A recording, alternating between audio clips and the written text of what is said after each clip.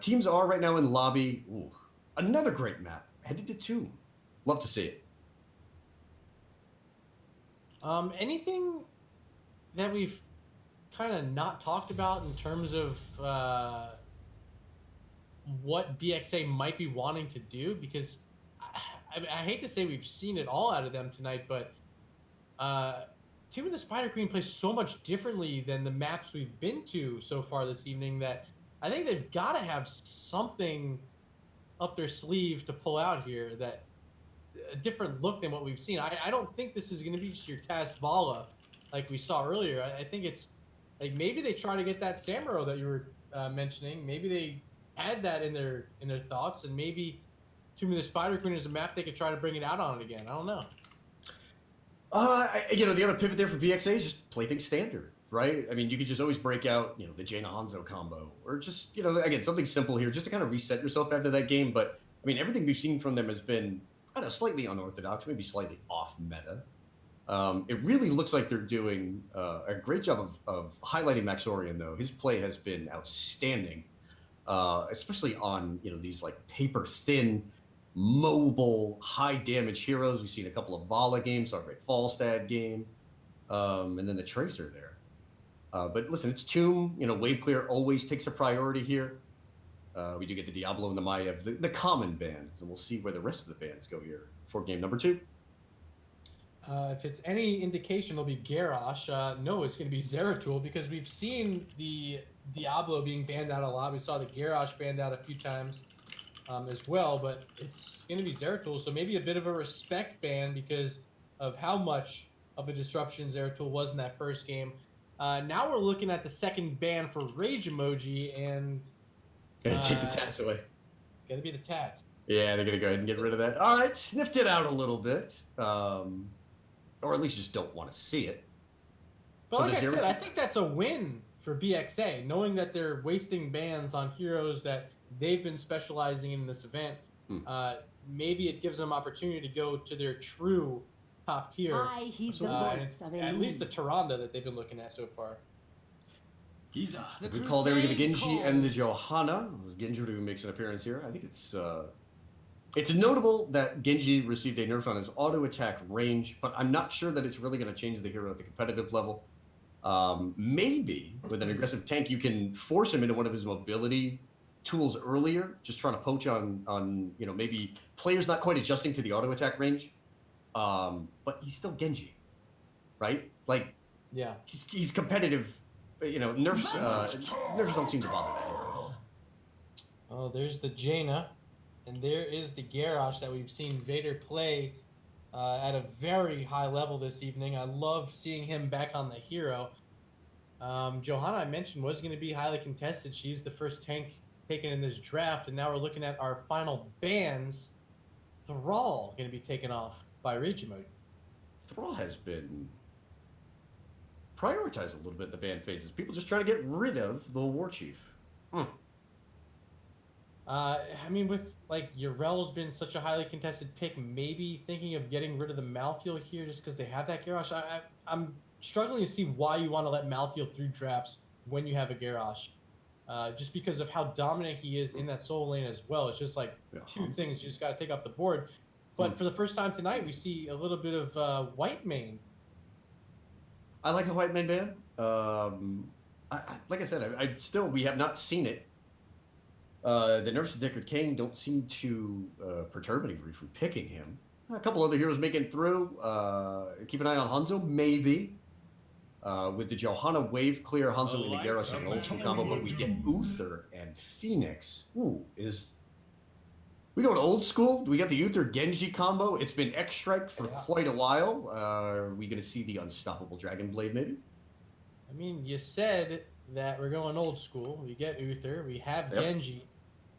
So, I mean, why not?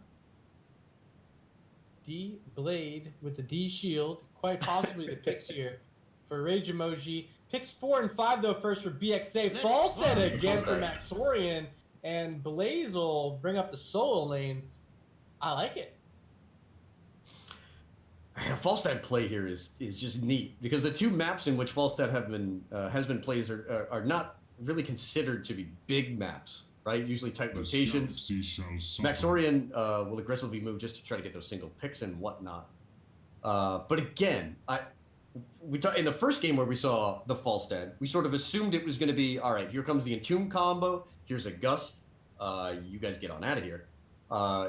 Maybe a bit of the same thing here, where, you know, the Uther Genji trying to advance, even Phoenix trying to stick a slide in, maybe you see Purification Salvo come out, whatever the trigger is, the Gust disengages are going to be absolutely huge for BXA in this match.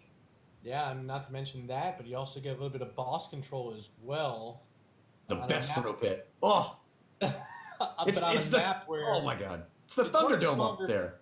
It's still one of the stronger bosses in the game. And anytime you can get your hands on it, it's a big win. So we'll see if Maxorian can make it happen on the Flybird. Game number 2, though, and BXA down 1-0 in this best of 3. Can't leave anything on the table. They got to bring it out here. Is Falstead going to be enough? Pairing it with that Jaina? BXA has a ton of wave clear, even with the assumption that Falstead will move into a Lightning Rod build. On the flip side, for Rage Emoji, a little bit less wave clear, but they're going to be very well protected. You've got Uther and Johanna in front of Phoenix. Take a peek at the level ones, but let's get things started here. Game number 2, over on the side of BXA. Look at even this setup. Vader on the Garrosh, yet again. Met is going to be playing Jaina Maxorian. Going to be riding the Bird on the Falstad, Evasion on the Blaze, and Satat will be playing the Tyrande. And over on the right-hand side, we got Rage Emoji, Envy on the Leoric Caesar Salad, playing the Uther, Chuggy once again on Johanna. We got Noah playing the Genji, and that's How Win, playing my favorite little Protoss hero, Phoenix. And at level 1 for Phoenix, the best talent, just because it's fun and it displays how good you feel, Arsenal Synergy. Got to be playing the old tick-tick-boom game there for Phoenix. There's extra tick in there, actually. I love that talent.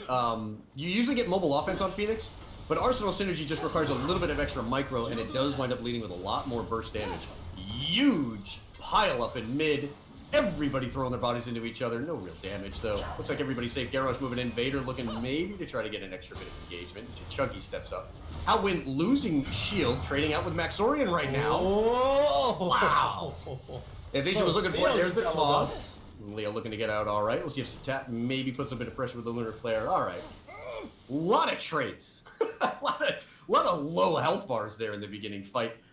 Uther, by the way, gets 15 stacks on Silver Touch before anybody makes a move to the next wave.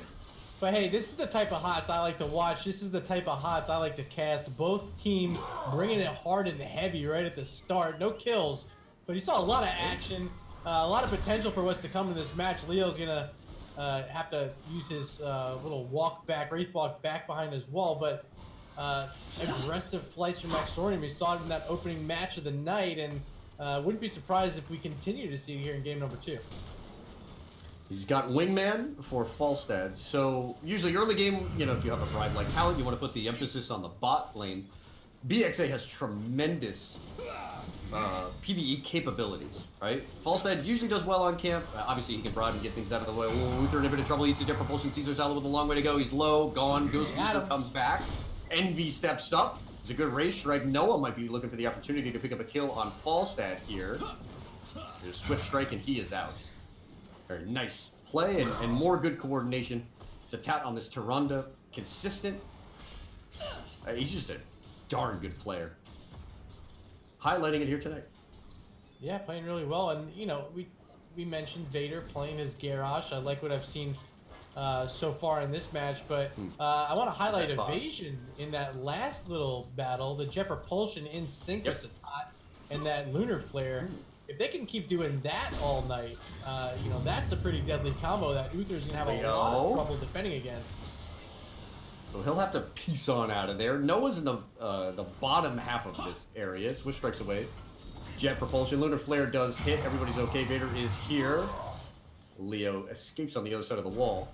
So we do see the bot lane be the priority, and with Jaina, with Falstad, and Bribe, it is very easy for BXA to pick up a camp at any time. Just want to take a quick peek at Maxorian. Currently, Jaina gone. 18 stacks on Wingman. Maxorian will have to pick up the gems as down goes the Jaina. Yeah, Met found himself in a little bit of trouble that time.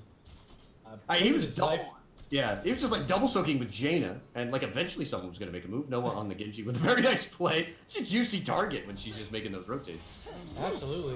Finally, Johanna gonna get in here and start leading the way once again for Rage Emoji. Really what she specializes in on Tomb of the Spider Queen, just setting up these waves to just get one shot by some heroes that join her. But finally, it's going to be the first turn in, and it will belong to Rage Emoji, who found themselves a little bit of an early lead here on Tomb of the Spider Queen. Ooh, Evasion has to jet propulsion away from Noah. Took a nice little flip over the wall. We'll see the priorities live. Phoenix and Falstad are up in the top lane. This is pre-7. Fairly early turn in. Noah with a swift strike to get on the way. 3 members in mid. And it looks like Genji's looking to make the rotate down to help out on bottom. Blaze had to back. Envy has been doing good work. Oh! Arsenal synergy from Hal. Yeah. You see it, he wanted to proc. You've got to get the 3 hits on the repeater cannon before you can make the shift over to phase bomb. So that's why he had to move into tower range and almost finish Falstad off. Hal now has Caesar Salad to assist there. Just Chuggy with the pull. Doesn't find a way to get on the 2 targets. And the Plasma Cutter doing work on the top lane wall. Level 7's now here in response for BXA. See if they can make a defense here at mid as Envy's pushing forward. Actually, bottom lane with this Leoric along with the Genji. Noah's trying to get all the harass damage, but these are 2 tanky boys. Evasion and Vader playing the Blaze in the garage, but here comes Genji looking to finish off Blaze. Gonna have to try to use Cyber Agility. Noah's in trouble. Blaze is down though. It's gonna be a 1-for-1 trade as these teams are looking to get out of this objective phase and turn an opportunity for BXA, especially if they find Chuggy, and they will. Watch those gems. Uther backs away, and that's going to be a quick look for a turn in. 67 gems on the side of BXA. They get a bunch turned in. Maxorian's holding on to the rest. Looking for the bribe. He's got bribe though. Okay. He's going to make. Listen, he's going to make space here. I wouldn't be surprised to see BXA maybe makes a rotate towards their own camp. Right now, Caesar Salad, Noah, and who's the last person in there? Hal Wynn making a move for the camp on the opposite side as Rage Emoji will pick up the first bruiser of the game. Falstad channeling. He's got it. And Blaze on the camp. In trouble is Envy on Leoric. Wraith walking around, getting to safety. Siege camp down bot lane. Still bruisers being worked on. Jaina's going to join the fun. Maxorian using that tap at mid, and they're going to get ready for this next phase of Web Weavers. This time for the blue team, BXA, bringing out the spiders. We are a level away from 10 for both sides. The clear in the top lane is being provided by Johanna Phoenix. Now Genji makes an appearance, and Caesar Salad on the Uther is up there as well. He has finished Silver Touch, and with Jaina really prioritizing the double soak, and this is where sometimes you get caught in Jaina, Met only has 3,500 damage towards the advanced ice block quest. So, like with Jaina, if your priority is PvE and you don't get that scrappy team fight damage, you're way behind for the ice block. And you can make the adjustment in the mid game. You may think about going into Water Elemental. Maxorian finishes off Leo. Lightning Rod build there. He's going to go down momentarily to Genji, I think. Did Noah just lose not. I think Noah lost it. Max has to fly. If he doesn't, I don't know. Is Satat have enough support here? Maybe he does. I think he's away. I think Noah might have misclicked and just lost track of Falstad there. Max is going to go ahead and back off. Lunar Flare comes out. Mid being pressured. Bot still up, but that Web Weaver is low. The first 4 of the game goes down. Envy gets taunted. Jet propulsion. There's the welly. And the bunker for safety. 10s are here for BXA. They snap pick it. They're making a move. Starfall, Mighty Gust are also up and available. 10s will be here momentarily as well. For Rage Emoji, they will counter with Divine Shield, Blessed Shield, Purification Salvo, Entomb, and Genji holding, there it is, the unstoppable Dragon Blade. There's the Entomb. Envy with a big pickup. Purification Salvo comes out. Taran and Blaze are stuck inside the Entomb. There's the Dragon Blade with a backup. Gus comes out. Noah yet to find a kill. Satat gets thrown away. Huge jet propulsion from Evasion. Wow. And everybody from BXA is disengaged.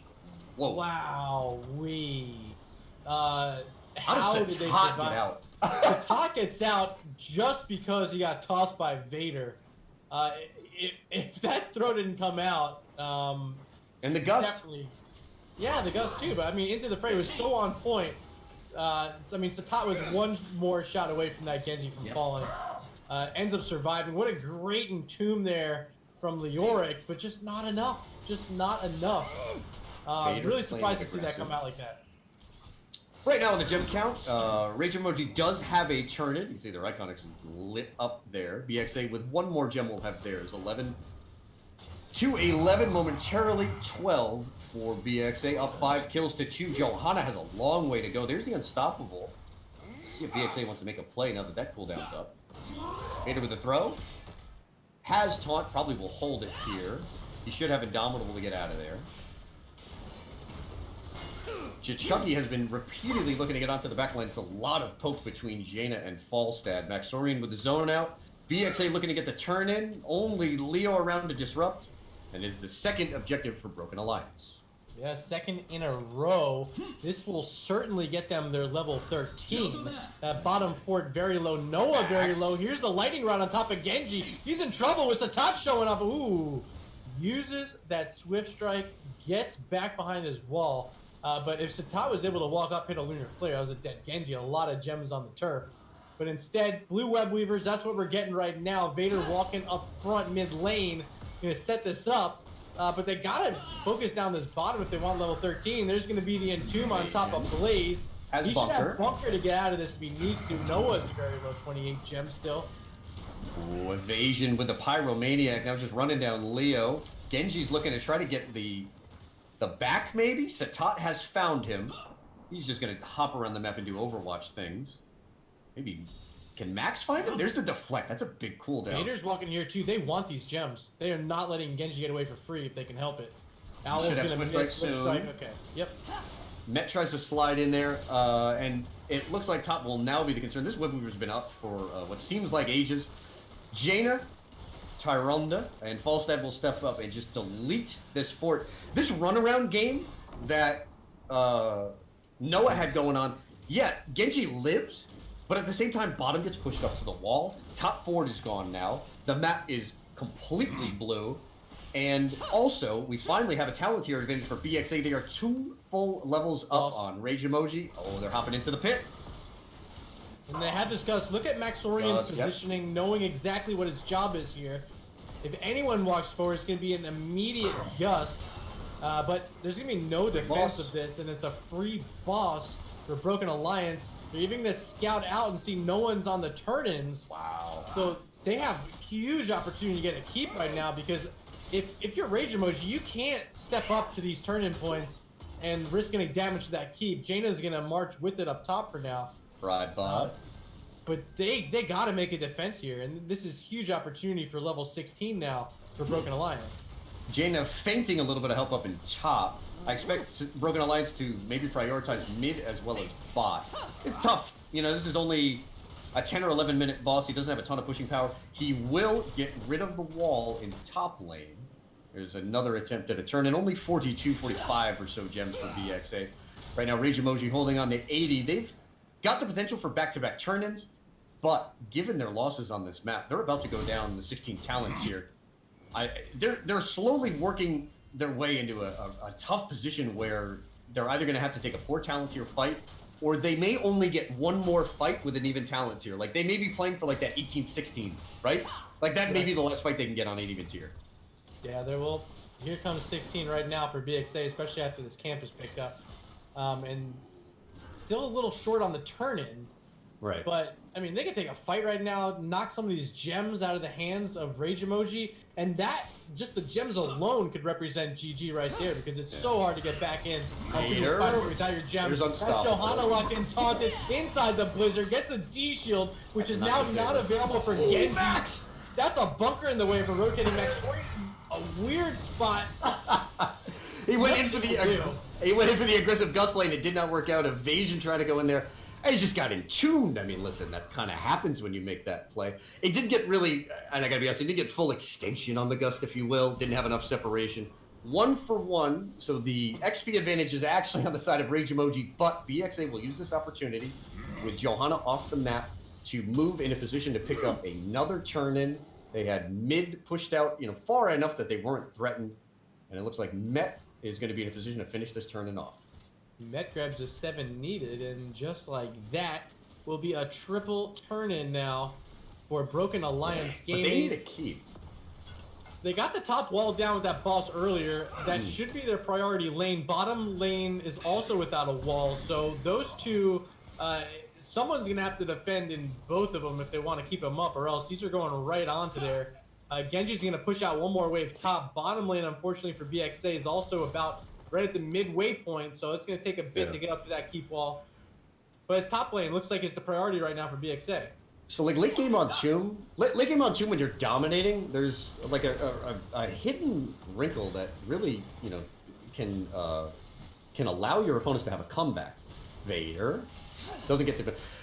Right now, BXA only has like 10 gems, right? This is going to be the last tournament for quite a while. They're going to go for deleted. Whoa. And that's the one kill they needed. They don't need to end the game here, but they have to get a keep. You can't consistently run out of gems without getting structures off of the board. Mid keep is going to go down. Falstad's pressuring in bot lane. He has he's got a healthy web weaver, and he's got his team rotating down. And you talked about that lightning rod, how much damage it does in siege. Look at Maxorian. This keep is down, so catapult he's got Gust and Bunker with no Uther for 15 seconds. There's Phoenix having to warp away. How's not in a position to make a big play. Johanna in deep, keeping an eye on Envy, stepping up. Leoric looking to drop all of that damage reduction. There's the Gust. Bunker has been played. Satat is nearby. He gets inside on the channel. 30% on the core. 25. That's going to do it. Maxorian shuffling around on the Falstad. And he will finish this game off. Game 3. We got what we wanted, baby. 1-1. We've gotten everything we wanted here tonight. And game number 3 is going to be the cherry on top. What a game for BXA. It really brought back what they had been trying to do all night long. Got Vader back on the Garrosh, pulled out the Falstad for the second time. And hey, Falstad, MVP quality numbers there in game number 2.